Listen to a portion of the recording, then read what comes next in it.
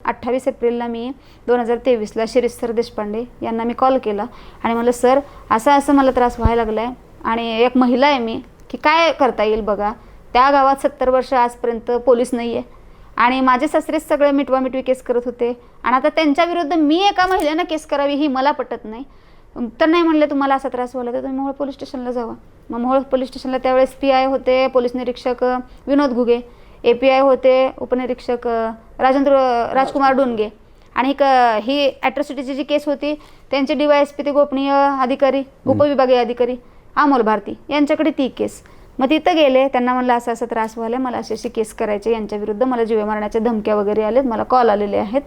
तर ते म्हणले मग 11 पासून सर मला 5:30 पर्यंत बसून घेतले 5:15 पर्यंत केसच घेईनात आणि पाटील परिवार फोन करत होते त्यांना घ्यायची नाही केस असं आलेत तसं झालेत.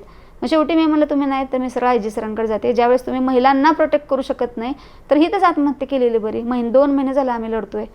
तर नाही म्हणले मग 5:15 वाजता NC दाखल केली. त्यांच्या एका धाकट्या मुलाचं नाव घेतलं आणि बाकी 3 जी लोक माझ्यात येत होती गावात धमक्या व्हायलाही त्यांची मी 3 नावं टाकली. मी भरपूर जणांची टाकली ती म्हणले नाही आम्हाला फक्त 4-5च घेता येतात. आणि विशेष म्हणून कुठं असं असेल की मी फिर्याद देताना माझं शूटिंग करून घेत होते आणि मी काय बोललो ते सगळं रेकॉर्ड विनोद घुगे सरांनी पाटील परिवाराला पाठवलं.